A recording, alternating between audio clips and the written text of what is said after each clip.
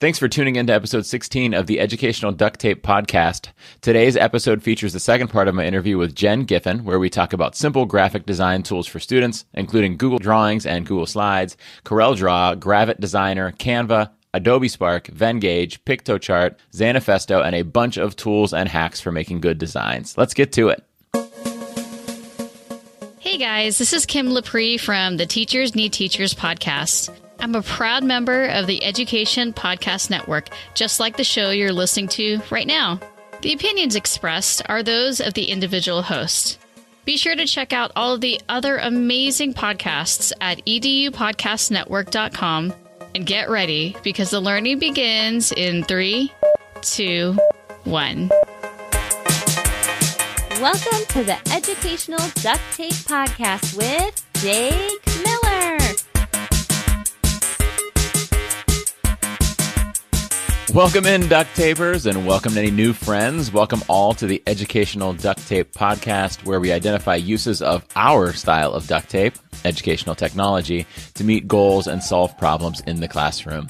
Before we get to that, though, we'll try to have a little fun, and you know what? Even once we get to the ed tech, we'll continue to have some fun.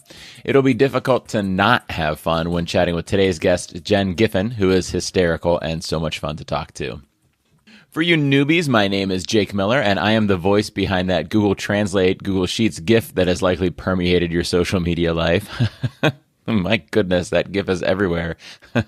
More about that GIF, actually, in the Soapbox Moment, which is a weekly segment that allows me to stand atop my proverbial soapbox and ramble about something. Before we get to that, though, a few mini topics I'd like to chat with you about. First, I want to express once again how much I appreciate you and how special it feels to have my voice inside of your ear canal. Well, maybe the ear canal part doesn't feel that special. That's kind of gross. I'm just grateful that you're listening. Let's leave it at that. Speaking of grateful, the registration for the first GIF a Day learning opportunity has kept a permanent smile on my face for the last few days. I'm so psyched to see how many of you are into this idea. So this opportunity focuses on Google Sheets, with registrants receiving one GIF in their inbox each day for 28 straight weekdays. The first email will come on Tuesday, April 23rd. You've still got time to register. Just go to jakemiller.net/GIFaday. That's GIFADAY. If you've ever wanted to impress your friends at a party with spreadsheet tricks and formulas like sum if, count if, and count unique, well, this is the opportunity for you, buddy. What about VLOOKUP or import range? Have you ever sat alone on a park bench thinking, gosh, I sure do wish I could add data from one spreadsheet into a corresponding row of data in another spreadsheet? Well, number one, you're weird, and number two, this is your chance. jakemiller.net/GIFaday. If it spices things up for you, I'm also planning to send all registrants a GIF a Day sticker that they could proudly wear on their forehead or, their laptop. Geez, I feel like I'm on the Home Shopping Network right now, or selling the ShamWow. Just 10 easy payments of $2.50, or, $25. If you want to register a group of people or pay by purchase order, just email me at jakemillertech@gmail.com. Moving on. As always, at the end of the show, I'll be sharing one Apple Podcast review, one response from the Educational Duct Tape Flipgrid, and my favorite #EDU duct tape tweets of the week. This is an easy way to get your name, and maybe even your voice, on the show. If that's not enough for you, it makes me feel warm and fuzzy inside, so there's that too. Again, you can either review the show on Apple Podcasts, submit a response at flipgrid.com/edu duct tape, or tweet to the duct taper community with #EDU duct tape. And if it's funny, it's more likely to make the show, because I like to laugh and giggle, By the way, I've spent quite a few late nights rapping along to 90s gangsta rap, I'm not joking, and stuffing educational duct tape stickers into envelopes. It's not how I envision spending my evenings, but it's so cool seeing how many people want to slap an educational duct tape sticker on their laptop. I can't deny those people their stickers to show off their duct taper status, right? So you keep requesting them and I'll keep sending them. Just head over to jakemiller.net/sendmestickers to request yours or to request a stack to pass out at conferences or ed camps. And finally, if you'd prefer to receive your stickers in person, I will be speaking at the Keep Academy in Streetsboro, Ohio on June 10th, at the Lead Conference in Strongsville, Ohio on June 18th, at ISTE on June 22nd and 24th. It also looks like I'll be in New Jersey in July, Illinois and Texas in October, and Michigan in November. Details on them coming soon. I'll also be doing the online Teach with Tech conference on July 23rd. You wouldn't be able to get a sticker from me at that one because it's an online conference, but you'd be able to get some PD in your PJs. You could sign up for that one at teachwithtechconference.com. Links to all of those opportunities will be in the show notes in case you're in the right area or available for that Teach with Tech conference and want to register. Just hop on over to the show notes. If you're interested in bringing me to a conference or school near you, visit jakemiller.net/speaking for some details. Oh, sorry. Hold on. Let me just grab my soapbox from over here. Yeah. There we go. That's perfect. Climb up on there. Does anyone know if it's possible to use Google Translate in Google Sheets? Seriously, if you haven't seen that GIF, you may have been living under a social media rock for the last 3 weeks. If you think your news feeds have been flooded by it, just imagine my notification feeds. It's been bonkers. Not only has Twitter been keeping me busy, I suddenly had a large following on Instagram. I mean, seriously, in early March, I had less than 100 Instagram followers, and I rarely posted. Now I have 767 followers, and 64% of them are from Indonesia. I'm not joking. I only look at Instagram a few times a week, and I literally went in one day to find hundreds of new followers. I had no idea that it had connected back to me there. And Reddit? Oh my gosh. Prior to this week, I had never accessed Reddit once in my life. But a few days ago, Neil Cronkite messaged me to tell me that a post of my GIF had 86,000 upvotes on Reddit. It's literally the top post in a subreddit with 2.4 million subscribers. And for those of you who don't understand, that means it's a topic on Reddit that people can subscribe to and follow. 2.4 million people follow this topic, and my GIF is the top upvote getter in that topic of all time, which is crazy. It's tough to be sure, but I think it all started when someone in Malaysia, I hope I pronounced his name correctly, it's at Faiz Ed Zahar. And I'll link him in the show notes so you can see the tweet. Anyhow, he must have seen my GIF on Twitter and then tweeted it himself. It currently has more than 85,000 retweets and 160,000 likes, most of which came in the course of the first few days. Nick Park actually anointed me Prime Minister of Malaysia after that experience. And so this is what I'm actually trying to get to in today's soapbox moment. I'm not trying to brag. Seriously, this would be an odd thing to brag about. The GIF I made for teachers a year ago that accidentally went viral without me initially noticing it. And I'm not just trying to point out the mind-blowing spread of information and the smallness, quote unquote, of our world today. Although seriously, it is crazy. What I actually want to point out here is the adjacent possible. You guys know, adjacent possible is my jam. This is the third soapbox moment in 16 episodes about adjacent possible. It just keeps popping up. And you know, that's what adjacent possible is. It's when your lens of experiences and knowledge gets exposed to a new setting or new information and it gets mashed up into a new possibility. Now that I have the term adjacent possible in my vocabulary, I'm likely to identify it happening, and so are you probably. And so, yeah, that's what this was. See, what I realized, though, was why these people were sharing my GIF. A year ago, I thought, oh, cool, I could share this with American teachers to use to support English language learning students. And then a number of people said, hey, we could actually use this trick to then create flashcards in flippity.net. And I was like, well, that's awesome. I had never thought of that. And then some other people said, hey, after you do the translations, you could actually paste them into Quizlet to make flashcards there. And I was like, fantastic, that's great. See, that's adjacent possible. They took their lens, their experiences with Quizlet and flippity.net, and applied it to what I had shared. And a new realm of possibilities opened up. And the cool thing is, it opened up for them, but it also opened up for me. So they had never had the idea to do the translations in Google Sheets and take it into that tool, but I had never had the idea to take it and put it into those tools. I knew I could do the translation. I didn't know I could then put it somewhere else. And so both of us are growing from this experience by being exposed to each other's thoughts here. That's me experiencing adjacent possible from them and them experiencing adjacent possible from me. But then this guy in Malaysia, seriously, I had to consult the map, you guys. Anyhow, he shared it and I thought, whoa, this is useful for people around the world who are trying to use English or other languages in their work. New adjacent possible there for me. And then another guy, Leon Fayer here in the States, tweeted it and got more than 24,000 retweets and 68,000 likes.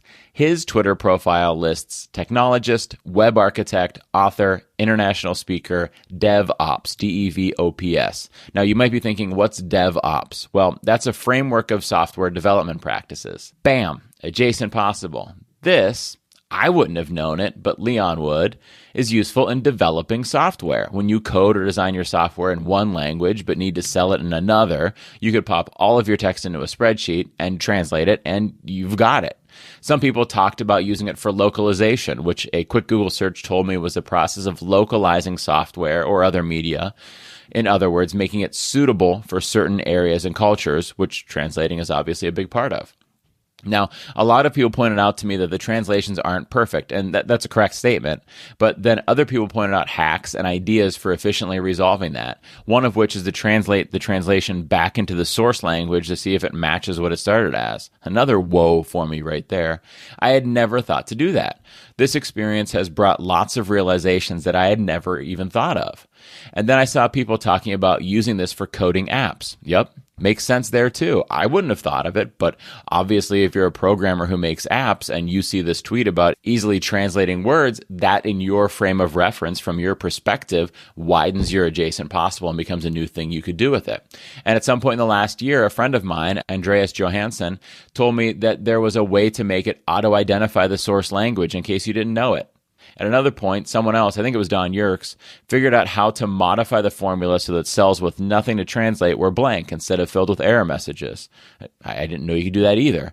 And then this guy, Sethi, and I hope I'm pronouncing this right, Sethi de Klerk, an awesome educator and flipped classroom YouTuber in Thailand, tagged me in a video post where he talked about using this along with Autocrat to create flashcards in Google Slides. And yes, the tweet is linked in the show notes if you want to check that out. And I guess this is where I'm trying to get to. I know Autocrat. I know Google Slides. But I had never thought to combine them with this. And that's what we have to do. We have to share. We have to expose ourselves to other people's thinking. And we have to open our minds up to new ideas. The coolest part of this experience is that I was the initial sharer, and you'd think that meant that I was being supremely unselfish here. I mean, I wasn't getting paid to make that GIF. I have seen a grand total of $0 of advertising revenue off of its explosion, and yet I've profited. I've profited in new perspectives. All of these new things I've learned by letting other people interact with my idea and my content. And that's the beauty of sharing. Put it out there for others to see. Tweet it, Instagram it, snap it.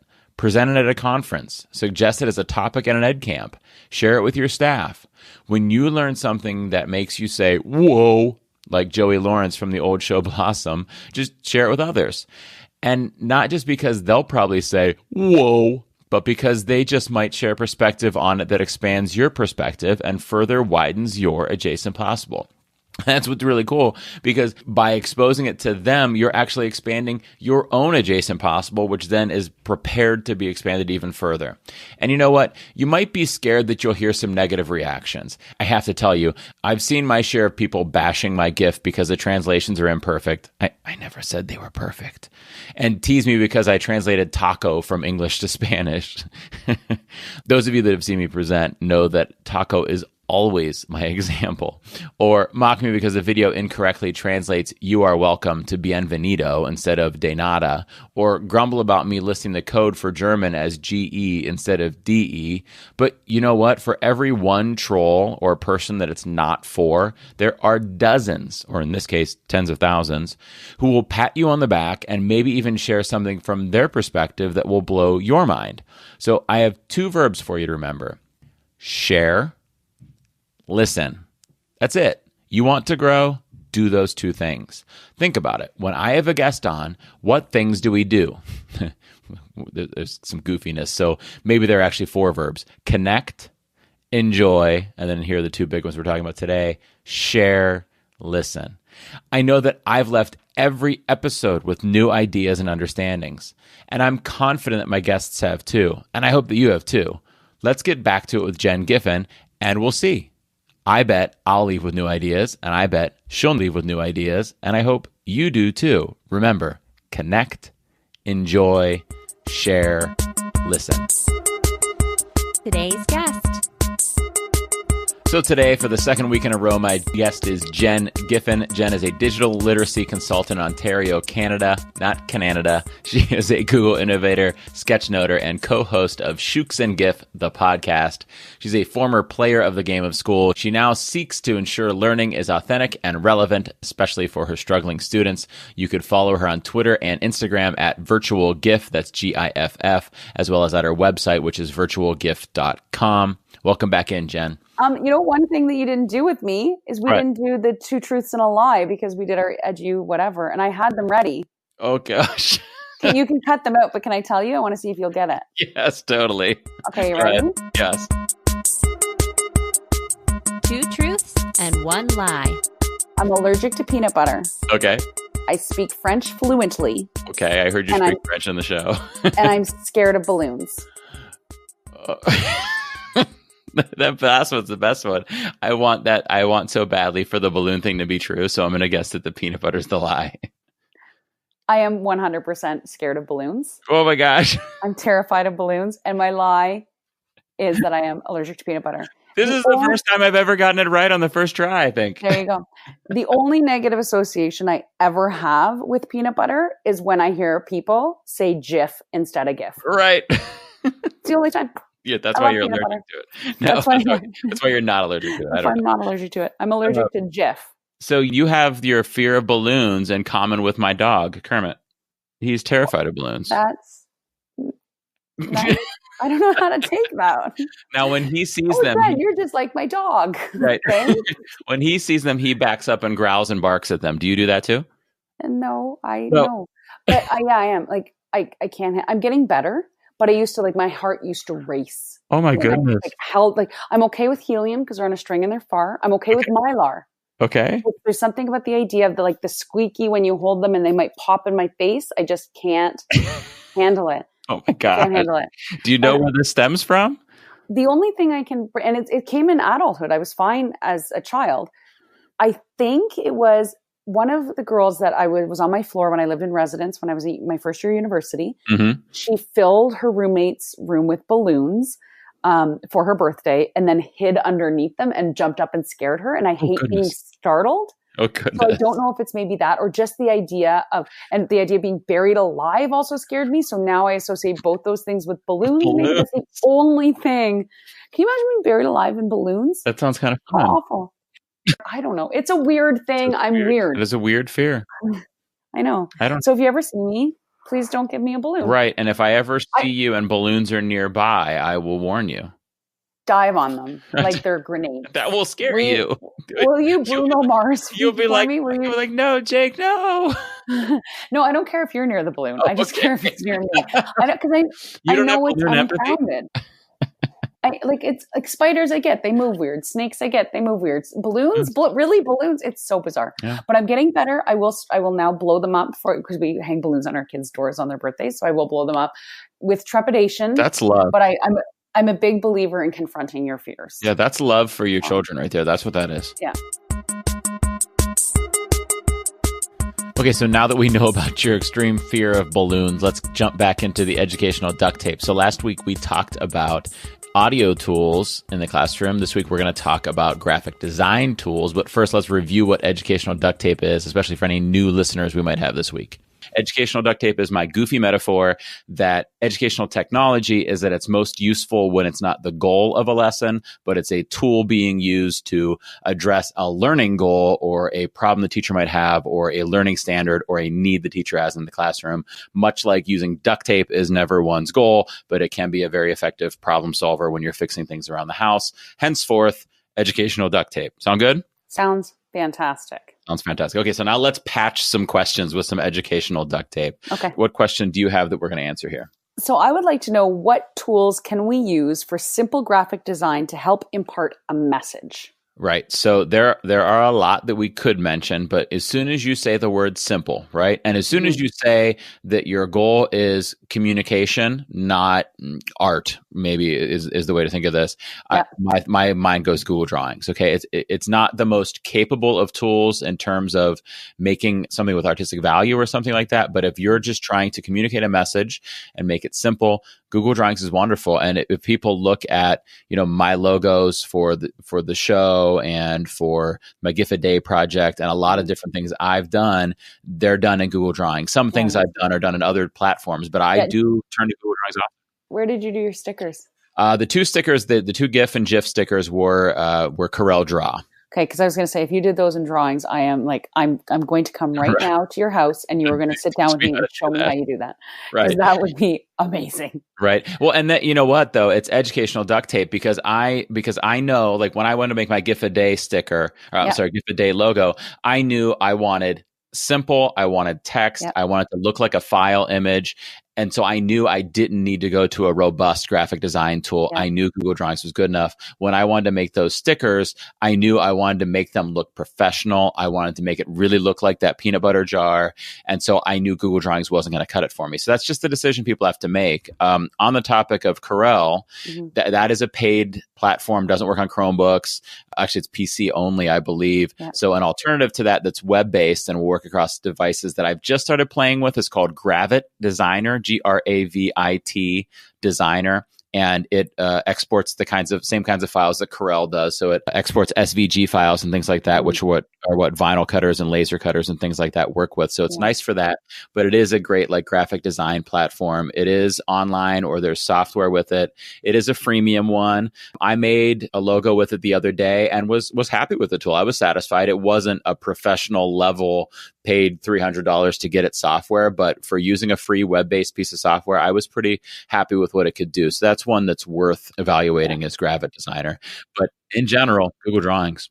Yeah, I agree. Google Drawings and then Google Slides too, right? There's a lot of people who will argue and say whatever you can do in drawings, you can do in slides, which I agree. Although what I really like about drawings over slides, if I'm doing graphics, is the ability to drag that corner out.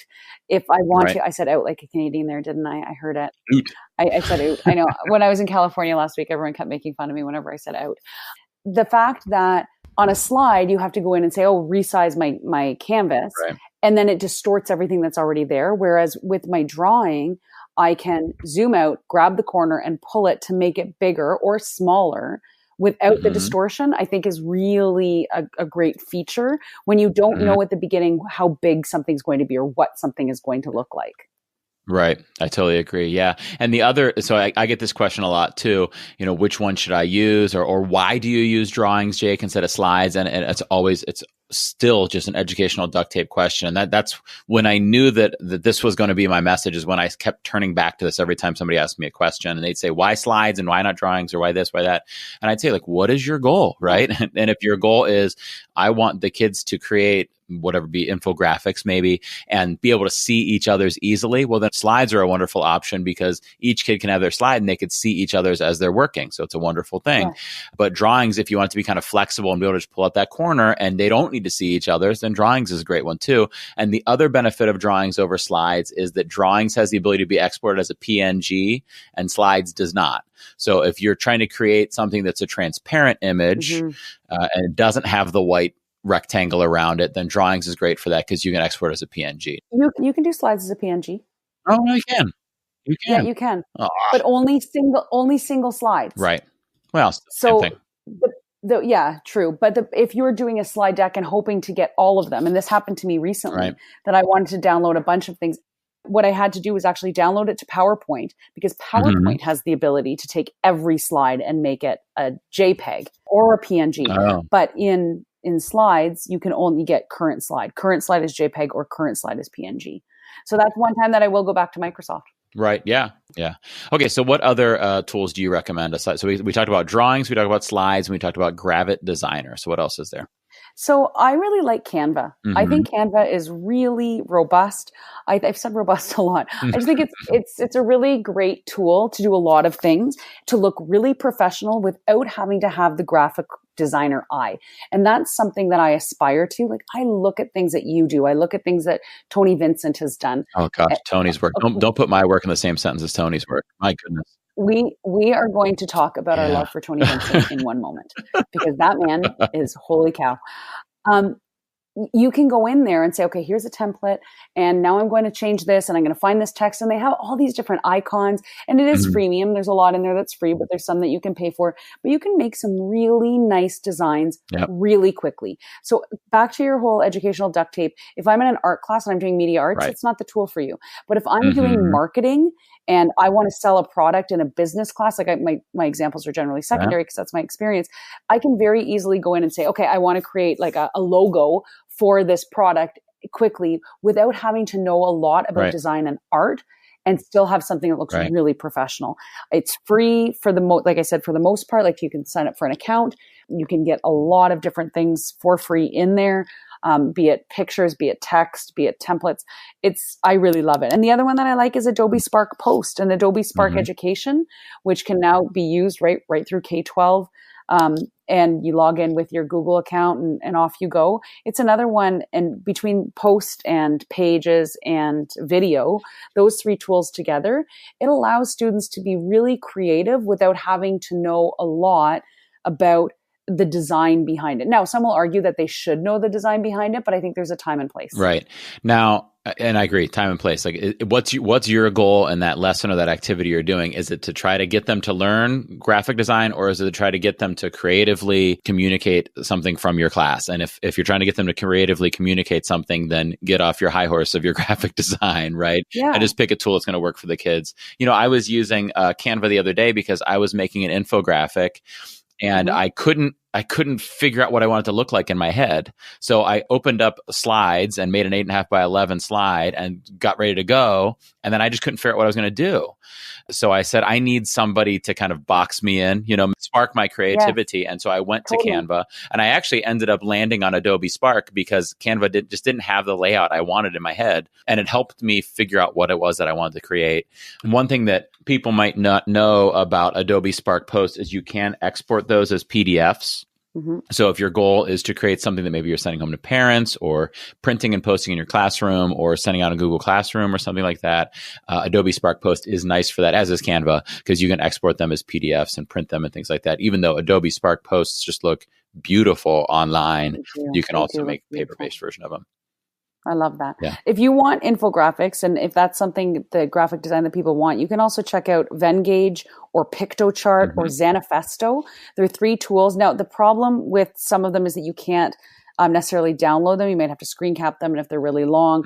But if you just need them web-based, I know when I was in the classroom a couple of years ago, I was done with writing essays with we stream our students in Ontario. So we have a grade 9 applied, which they go to college versus the university stream. And I was just done with having them write literary essays. I'm like, they're not going to do this. They're not engaged. I lose them. Classroom management becomes an issue, because we know the minute that a student's not behaving in class, it's either because the work is above them or below them, right? They're bored or they're frustrated. And I thought, why not, instead of having them write an essay, have them really think about the graphical side of how pictures can represent as a sketch noter, right? Of course, this means a lot to me. And instead of doing essays, I said, okay, you're going to make an infographic. I want you to come up with a thesis statement, but then through graphics, and some pictures, some words, and we looked at and examined a lot of infographics, and we went to Vengage, PictoChart, and Zanifesto, and I said, make something graphical that we can represent your learning, or whatever the theme is, whatever it is you're trying to prove to me, and what would normally be an essay. Let's do it that way. And the kids were so engaged, and they loved it, and they felt, the minute you say essay to students, they panic. Right? But what they need to remember, and I tell them this, is all an essay is, it's the root is from the word essayer en français, which is to try. So you were just trying to do something. Nice. And when we frame it that way, it works, but you hear essay and it's panic. We have a compulsory test in grade 10 that they have to pass in order to graduate high school in Ontario. It's called the Ontario Secondary School Literacy Test. They don't even call it an essay there. They call it a series of paragraphs expressing an opinion. Nice. Because they know, which is ridiculous. We need an acronym for that. Right.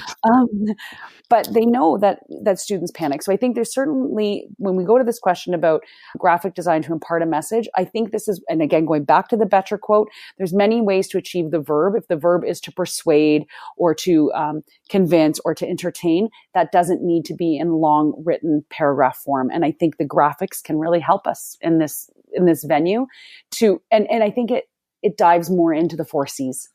Or the 8 C's, or how many ever C's there are now. Because I feel like every time I log into any of my social media accounts, there's another C has been added. Yeah, seriously. I like the talk about, the verb that Chris Betcher quote you were referencing there, because sometimes the verb is write, right? WRITE. And in that situation, maybe it should be an essay. Maybe we won't call it an essay, but sometimes it should be writing. But if it, like you're saying, if the goal is to persuade, then maybe you don't need to write an essay. Maybe you need an infographic. And just a little like tip for those people that are out there go like, geez, guys, you've told me 12 different audio tools and 15 different graphic design tools. Sorry. But the best thing you could do if you're like, how do I pick? So first you sit down and you say, what am I trying to achieve? Yep. Right. And then you look at the tools and say, which ones are still in the running? Which ones can I cross off? Use the process elimination. And then if you end up with 3, if you're like, gosh, I don't know if I should use Canva or Vengage or Piktochart, one thing you could do is just take a class of kids and say, hey, I need a third of you to use Canva. I need a third of you to use Vengage, and I need a third of you to use Piktochart. And then at the end, you're going to tell me what you thought of it, and you're going to help me decide which one's best. And maybe you find that you never end up picking one. Maybe you find that you always give kids those choices. That's fine too. Or maybe you eliminate one, because I think the thing to add on to that, Jake, is if a student partway through realizes, yeah, this tool is not going to work for me, but I see my neighbor working on Canva and I'm on Vengage, I want to go to that. Let them change. There's nothing wrong with changing tools partway through an exercise. It's sort of like stopping, like not reading to the end of a book. I used to be really obsessed with, okay, I have to finish this book before I read another. And it would sit for like a month. And I would just like, oh, I don't want to read that tonight.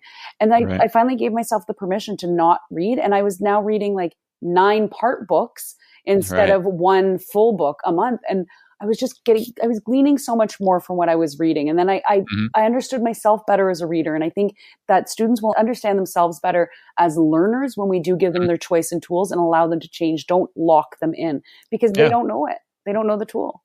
Yeah, I totally agree. Okay. Totally agree. So let's go back to Tony Vincent. Can we go back to our love for Tony Vincent? Oh, Tony Vincent. Oh, he is just so great. I loved this course. And when Kim listens, she's going to die laughing, because she's like, yeah, she can't stop talking about this course. I have been shouting it from the mountaintops. It is my favorite online course I've ever taken, period. Hard stop. So he goes through 6 weeks and he just teaches you different elements of design. It's called Classy Graphics. It's just over $100. Which is like about $6,000 Canadian. Totally worth the investment. Our dollar is so weak right now. It is totally worth the investment. And through it, there's a lot of stuff I knew, but he gave me authentic tasks to try. So the last one was create a graphic that you will impart learning. It's sort of like an interactive learning experience for students. Now, in my case, because I'm not day-to-day with students as a literacy consultant, I thought, okay, what am I doing? And I have this EdTech team conference coming up, or summit coming up on the weekend, and we do a playground. It's like 15 minutes of imparting knowledge. I'm like, I could do a slide deck. I said, or I could just create a single thing. Okay. So what I did, instead of creating a slide deck, I created a single slide. So when they come up to the table I'll be presenting at, it's all about designing your own headers for Google Classroom and Google Forms. But people don't realize that they can upload their own photos. So I'm like, hey, here's what you do. So start with the canvas this big, add some pictures, play with color, work with fonts. And I put some tools in there, and each of the graphics of the tools, I purposely changed them to black and white. And there's a QR code so they can scan it and then download or save it to their Google Drive immediately. I have a little link to a blog post, but it's just visually really appealing. And this is not anything I would have done before. So I love the course because it really made me think outside my very traditional blinders on, this is how slide decks work. Right. For something like this, to impart knowledge on other teachers, because I feel like, that's what teachers want. They want a deck, but not necessarily. So in this course, and to sort of piggyback on the idea of what we can do to use simple graphic design to impart a message, we learned about a whole bunch of tools. And then through exploration in the learning that I was doing independently while I was working on assignments for the course, I've built a wake on Wakelet, all about design. And I'll share it with you so you can link it in the show notes, but it's broken into parts. So I have a how-to, so how to recolor icons from the Noun project if you don't have the premium version. Okay. Then like commandments of color theory and typography. We're going to go into different tools. So things like remove.bg, which I believe you've spoken about on the podcast before, right? Upload a picture, take a picture of a person, and it takes out the background. Things like Pixabay is in here. If you're looking for photos, pictures, or icons, Pixabay is all Creative Commons. It's all free licensed. You can use these gorgeous pictures in your slideshows so that you're not infringing on copyright. And then you can go down to something like the Bitmoji Chrome extension and how we can use Bitmojis. And I just recently did a blog post about friend emojis and how you can actually put two people together and create a Bitmoji of two when you're high-fiving each other or whatever. Colors, things like I learned about, like Canva has something called the color palette generator. You upload a photo into Canva and it scans it and pulls out different colors from that photo and gives you the hex codes. So now I can match the colors, so that if I want to match the font to a certain color or a background, so that it pulls out colors from a photo if that's the visual I'm using. I love a Chrome extension called Color Pick Eyedropper. And I love that one. And there's another one just called Eyedropper, although I like the way that Color Pick I find is a little bit glitchy, but I like it when it functions. I like the functionality of it better. There's fewer clicks. But either of them, and they're both in the Wake, allow you to sort of bring a crosshair over or a little eyedropper over and pick a color out of a website. So if I want to match the perfect blue for Larry the Twitter bird, that is his name, by the way, it's Larry. You can do that exactly if you want to pull those colors in, or if you have your school logo, for example. I had a teacher last year, I showed this to, and she's like, you have no idea how long I've been trying to match the purple in our logo. I'm like, well, now you can. And then different things about fonts, like just even font pairing. There's one in here called Font Joy that allows you to, it sort of makes it look like a website and shows you different fonts that look good, Google fonts that you can download that look good together. And if you're like, oh, I really like the header, but I don't know about the rest of the other two, you can lock them and then generate more that match until you find what looks good. And on that one, you can even type in the content you want to see how it looks, and it keeps the content. So if you're not locking it when you generate it, it'll show you, okay, well, this is what it would look like in Arial, and this, here it is in Times New Roman or whatever. It's not those fonts, but, and then, so I created this throughout just as a way of really thinking again about design, but with tools that are at the ready that we may not know about. Tonight, my husband asked me, like, oh, I have this font I want to match for something that he's doing at work. He's not in education. And he said, how do I know what font this is? I'm like, well, hold on, let me check. And I found something called What the Font. What the Font, yeah. And you upload a picture and it finds font names for you. And now, if you can't buy the font, you can actually type in and then, pull it out. So if I type my name in, I wanted the Google font, the Google logo font. I typed, Jen Giffen. I can now pull that out. It would still have the white box around it, but then I can import it into something like Lunapic and remove the background to make it a transparent background. So a lot of app smashing can happen to do really great things for free. And so when we're looking at, okay, well, how can I do this? I want to match the Google logo. I want to pull in the colors so that they all look nice. And what can I use? We don't need to be paying a lot of money for it. And we don't need to be looking really far, because there's a lot of tools at our disposal to let us be really creative and to let us really think critically about the message we want to impart, because certain fonts have certain tone to them, right? A Comic Sans isn't necessarily what I'm going to do my resume in. Please don't. I'm probably never going to use that font. Please stop using that font, people. Please, for the love. I'm going to pull in a Shooks and Giffism. For the love. For the love, Google, just eliminate it altogether. There's other really cute ones you can use. You don't need to use that one. Okay? Yeah, this is a fantastic Wake. This is like, it's all that stuff that I've heard of a lot of these, not all of these. I've heard about half of these, and they're all just put into one place. So people go to this part of the show notes and find this Wake of Jen's, her design Wake. There's 39 different tools in here, and they're all worth checking out. Super cool stuff.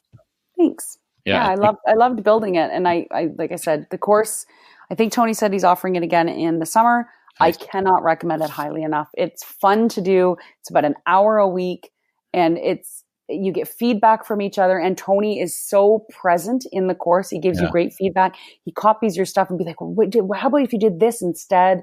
And so he doesn't fool with yours, but he shows you. And of course, it's really genius. He's really fantastic. He knows what he's doing. And it's one of those things too, where like you or I probably know a lot of the tools that he's sharing about, or how to use drawings or how to use slides or something like that. But it's that adjacent possible thing. Like once you're exposed to the way Tony thinks about it, you're like, oh my gosh, I could do it. I could do this now. Right. Well, and I think that I didn't know, like he had this one, he did shapegrams every week, every Saturday they get released in the morning. So I'd be at like the hockey rink watching my kids with my computer trying to match these shapes. It was a lot of fun. And then one time he had this, I think it was the roof of a house, and it was rounded. And I'm like, he's clearly used a triangle, but how on earth did he make the peak round? And I couldn't figure out. And I finally said, okay, I give up. I've done the best I can. And he said, oh yeah, if you use like the outline and change the color of an item and increase it to anywhere above 8 points, it rounds out the edges. Oh, yeah. Well, I guess that would make sense. I was going to guess that he cropped it with a semicircle. No. Right. And there were things like that. I'm like, oh. And with the shapegrams that he did, it was fun because he would put them there. And then if you wanted to, you could ungroup everything and see the shapes. And I loved it because, so my children I have a son in the 3rd grade and then twins in the 1st grade. And I would show them and they're like, oh, mommy, that's a little bit too small and that needs to go wider. Like their attention to detail with it, because they were little fun shapes, was also great. And they didn't have the dexterity to make them with me yet. But like, I thought about that from like the perspective of a teacher librarian, taking something like that in and just putting it as part of your makerspace activity, like put one on the wall. Don't even show them that, and throw in Google Drawings and open on a Chromebook and say, can you make this? And then have them print it and post them up with their names on it to see how they could do it or how they could tweak it to maybe look a bit different. I think it's a really neat way to be creative digitally. Yeah, that's really awesome. Wow. Okay. So much good stuff. I think people listening, like their heads are spinning with good ideas, right? They've probably paused like a billion times and gone off to try things. I hope so. But yes, that's a good thing. That is not a bad thing that happens. Just so much cool stuff. So you guys are going to go follow Jen on Twitter at not virtual GIF, virtual GIF with a hard G. That's GIFF, right? And virtualgif.com. You're going to listen to the Shooks and GIF podcast, because I really feel like we got a little Shooks and GIF today, because the general idea of the Shooks and GIF podcast is sharing your ahas, right? So kind of at the end there, we were sharing some of your Tony Vincent ahas. And so whereas you're not always focusing on, I'm trying to do audio in the classroom, what should I use? You're saying, hey, I learned this new audio tool, right? And so it's fun to kind of discover things with you guys on the show.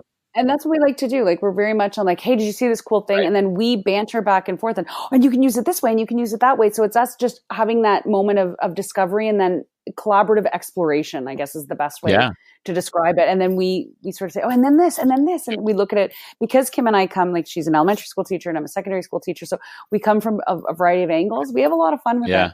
Oh, it's a blast listening to, because I feel like I'm discovering these things with you, right? And you guys are realizing things. I'm like, oh yeah, totally could do that. So that's a blast. So I hope everybody's going to listen to the Shooks and GIF podcast and follow Jen at Virtual GIF. Thank you so much for being here today, Jen. Oh, thanks for having me, Jake. It was a real honor. Thanks for calling all the way from Canada. It's my long distance bill is going to be crazy high. Gosh, it is so expensive to call from Canada to America. It's so far. America. I know, we'll have to find something else. It was so much fun getting to chat with my buddy Jen Giffen. 2 episodes in a row, 2 different questions, and such good ideas coming from her, and such a fun conversation as well. I hope you guys all go follow her. Now let's listen to the Duct Taper community and see what they have to share. First up, we're going to start with an Apple Podcast review. This week's review comes from Craig Clement, and Craig's review was titled, I'm Hooked. He said, I had so many people recommend this podcast to me, so I finally took some time to listen, and I'm so glad I did. Jake is hilarious. Thanks, Craig. Jake is hilarious, but also provides excellent and useful ideas and brings on some great guests. Thank you so much for that, Craig. You guys can leave reviews on Apple Podcasts, and I will get to them on the show. I do love receiving them, and I love sharing them back with the community even more. Next up, let's go to the Flipgrid for the Educational Duct Tape show, and then we'll get to the Twitter after that. So today's Flipgrid submission comes from Emily Coldwell, who I've got to tell you has a great idea, and I acted immediately on implementing the idea on the Flipgrid, but I really am half sharing this just because she cracks me up at the beginning. So you got to imagine this is on Flipgrid, so this is video. And so she had recorded a video a couple weeks prior to this on the Flipgrid, and then she recorded this one, and I'll just let Emily explain. Hi again, Jake. I just realized that I'm wearing the same outfit that I was wearing the last time I made a video. So I'm either stuck in like a Twilight Zone episode where I'm reliving the same day, or I just don't like doing laundry that much. Either way, I have a cool feedback option that I don't know. I know it's the purpose of the podcast, but I was thinking it would be really awesome if you created a Flipgrid where teachers could share things that they are so excited about that they just want to tell everybody. Because I recently found an extension for Google Chrome that makes my life as an English teacher so much easier and allows me to provide rich feedback to my students in a way that they actually, I think, pay attention to. So if that is something you'd consider, I would love to share my checkmark extension for Google Chrome. So just a thought. Thanks. I absolutely love that idea from Emily. I would love to hear things that you guys would like to share. So if you got some short shares that you want to share with the rest of us, that's a lot of so it sounds right there.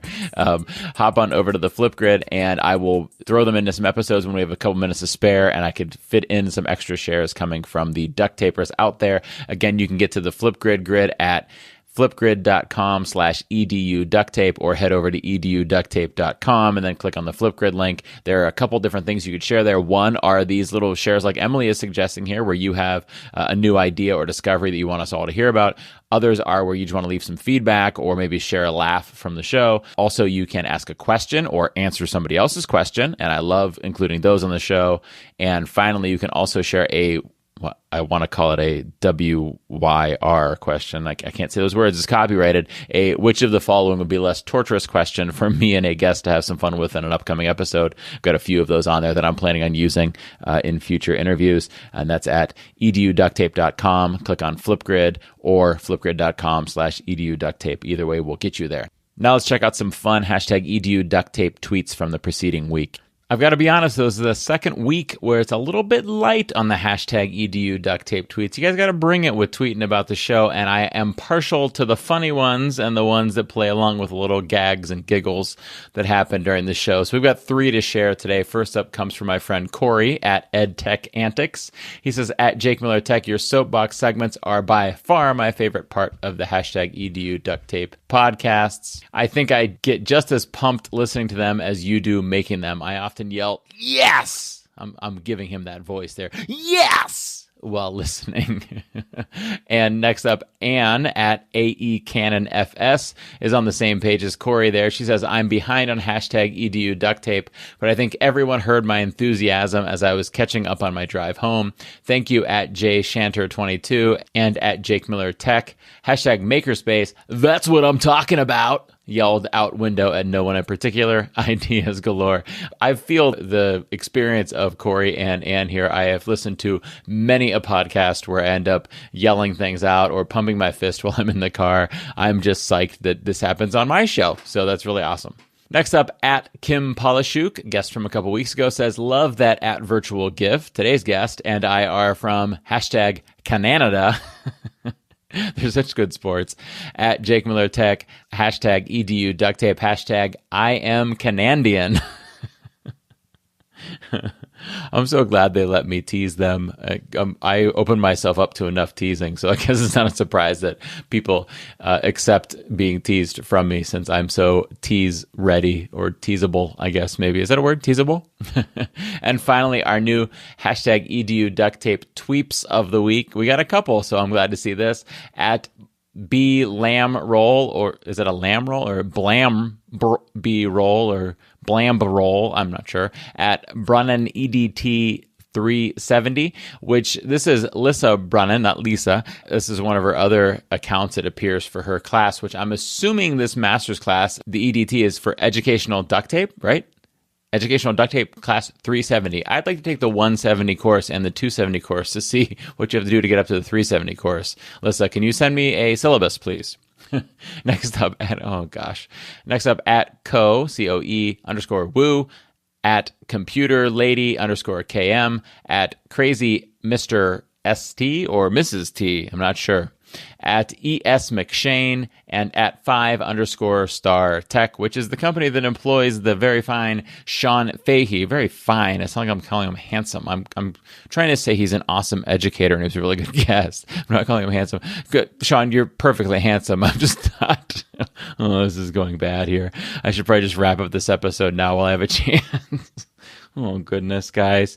Help me out and help me stay on the air despite me calling Sean fine on the air by leaving reviews on Apple Podcasts, submitting videos on the Flipgrid at eduducttape.com and clicking on the Flipgrid link, or flipgrid.com/eduducttape, tweeting at #eduducttape. Go to jakemiller.net/gifaday if you are interested. Head over to jakemiller.net/sendmestickers if you'd like to pass out some podcast stickers. And thank you guys so much for listening. I will see you next week.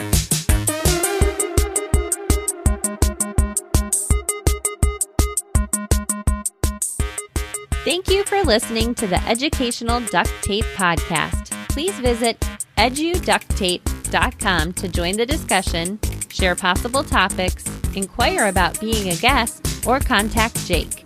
And remember, duct is spelled with a T, not a quack quack K.